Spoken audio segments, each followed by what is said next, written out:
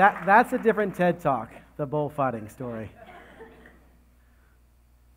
The human race is pretty bad at making decisions, but it's not our fault. In an evolutionary sense, we are not well equipped to deal with the decisions of today, at least not yet. Our brains are still kind of wired for 10,000 years ago, and decisions like, do I run at the bear that's charging towards me or away from the bear charging towards me? Not the complex decisions of 2019. Like, do I take the promotion at work that will pay me $15,000 more a year, but it'll keep me away from my family 2 weeks each month traveling? And I have to work with Phil. Nobody likes Phil. But it will put me on a path to management, which is what I've been striving for. Do I take the job? Those are crazy different decisions, and the decisions aren't the only difference. We are also inundated with advertising, peer pressure, and social media. And most importantly, by our inner voice of the ego that loves to create havoc every single day. And for the purposes of this talk, I'll quickly define the ego as basically your inner voice that's a jerk. He'll try and convince you that you are not good enough or worthy to give a TED Talk. Thanks, buddy. He will try and persuade you that that chocolate cake in front of you is the answer to all your problems one day. And what its favorite thing to do is to get you all agitated and upset about things that don't really matter, like a dirty dish in the sink. And it's not just the ego. We live in a culture of consuming. We are consumers. We consume food and news and products. We're often on autopilot. We don't even know why we do the things we do. And we're often searching for just a split second of happiness or pleasure.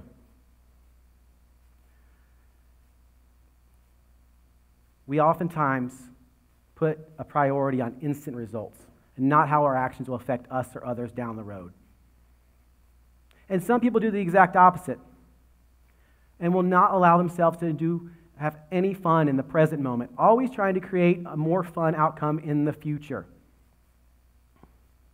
I'm here to tell you that we have the ability to make better decisions on a daily basis that will create instant, lasting, and meaningful results.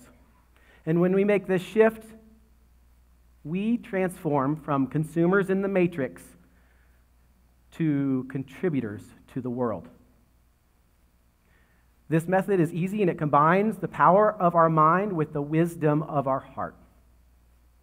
But before we get to that, let's look at how we're making some decisions today and see where we, might be making some mistakes. Maybe. To do that, we're going to look at two ways of thinking. Find what makes you happy and do that. And the next one is do what you love. Find what you love and do that. And they both seem like reasonable ways to make decisions from the surface, but when we take a deeper look, we realize they fall short. Do what makes you happy. That makes sense. It's easy enough. Being happy is cool. But is it the best way to make decisions on a day-to-day basis? Probably not. And I'm a great example because I can honestly tell all of you that I'm probably at my happiest when I'm gambling. And this is what I look like. I'm a nutball. The fact is, though, that the happiness is very short-lived when I win and often replaced with lasting discomfort when those losses come. A great example is in 2004 when my Carolina Panthers got to the Super Bowl for the very first time. And I was so happy, but as happy works, how could I be more happy? And it was easy. I could win a bunch of money and the Panthers win the Super Bowl. So one bet turned into two, and by game time I had over $1,000 wagered on several different bets, including a $100 bet on the coin toss alone, which I promptly lost. Side note, whoever says tails never fails is a liar. It's true. It fails at least 50% of the time. I looked into it. So by the end of the game, I didn't care too much about the Panthers. I didn't care too much about the Super Bowl. I only cared about my bets. The Panthers lost, and I lost $750. So much for a fun Super Bowl and a full bank account. Yeah. Making decisions based on happiness alone is short-sighted. In a lot of ways, happiness is like sugar. It gives you that quick boost, but not lasting results. And also like sugar, when abused, it has tremendous negative effects. This Coach bag is awesome, and I love it, and I deserve it, but I can't afford it. I guess I'll charge it. I shouldn't eat fast food every day, but it makes me happy, and the list goes on. Basically, when you're making decisions on happiness alone, you're just another consumer who's looking for satisfaction through mostly outside means.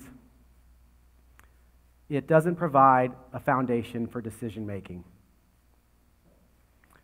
Let's move on to the next topic.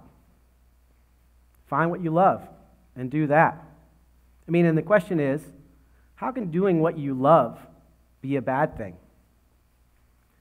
To start that process, this is a picture of me when I'm a kid eating pasta. I love pizza, pasta, spaghetti, lasagna. My last name's Antonelli, by the way, so it comes pretty naturally to me. I was probably eating pasta before I said my first word. This type of food was part of my daily life as a child and all the way into my 40s. But most of it contains gluten. For me, I found out eventually, that gives me pretty severe anxiety. In fact, in 2013, my anxiety was so bad, I went to the emergency room thinking I had a heart attack. I went to tons of doctors, took all the meds you could think of, and nothing really helped. It wasn't until I got lucky and figured out that gluten was the root cause that I got control of my anxiety. So all the while, I was eating something that I loved and setting myself up for a lot of self-doubt and oftentimes panic. I loved this food, but I had to make the difficult decision and completely cut it from my diet. And I tell you, not eating my mom's lasagna, that Christmas dinner was hard. It was. But living a more consistent, anxiety-free life was worth it. This is an important part. Sometimes the things you love do not serve us. And it can be people, it can be relationships, it can be passions even. And we need to examine our relationships with them. And in some cases, like with gluten and me, you need to completely cut them from your life. Making decisions based on love alone does not provide enough context to make it a truly dependable way to make decisions. And I will say, it's a little bit better than find what makes you happy. It's got a little bit more to it than the quick fix of happy. But in many ways does not provide the foundation for sustained contentment. And unfortunately, it's also easily fooled by our egos. It is a fulfillment-based process that is from our own perspective. And often, it doesn't include how it makes other people feel. And lastly, doing what you love is often limited to doing things that you like or that give you pleasure. And this leaves out all the things that you don't like to do that might have an opportunity for significant self-growth. So, not happy, not love, what is it? What's the question? What's the true north of decision-making so we're not just like sailors on the ocean without a compass? There is a more fulfilling thought process that gets to the heart of our true purpose here on this big round rock, and it's really quite simple. Do what makes you love yourself. Do what makes you love yourself. I know, you may have never even heard that. Loving yourself, for me, is the beginning and end of everything. Self-love is the seed that eventually blossoms into the ability to love all things authentically, but it has to start with you.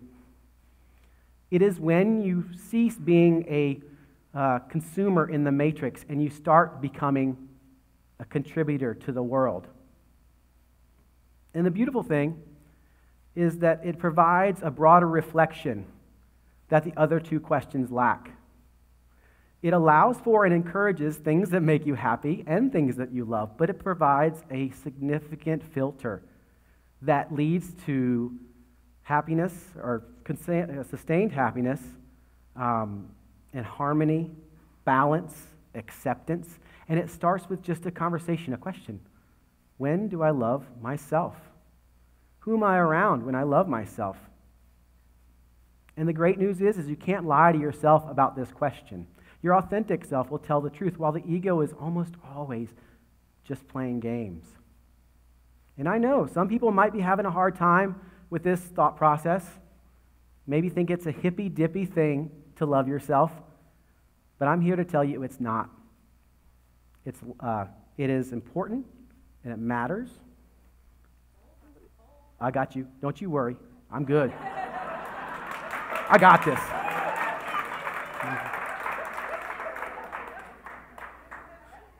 Yeah. No, and some people might be thinking that loving yourself means that you're going to love every part of your day. That's not the case. You may think that you're going to have to use this every decision and every situation. Nope.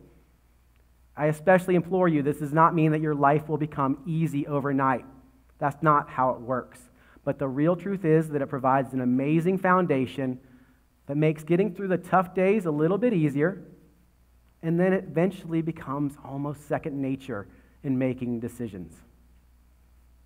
Now, I've worked in retail for over 10 years, which is notoriously damaging to the soul.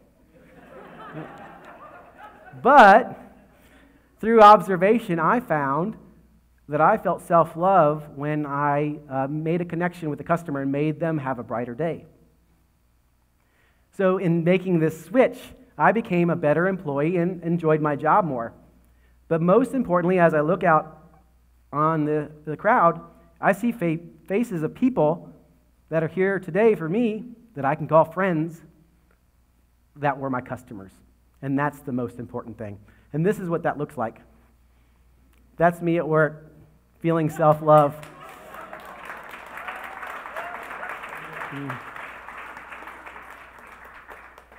Another benefit of this is that sometimes we find things in our life that we don't necessarily love doing that make us feel self-love. I dread cleaning. It's not in my nature to clean, but I found through examination that I felt self-love when my house was neat and orderly and clean. I was a more productive person.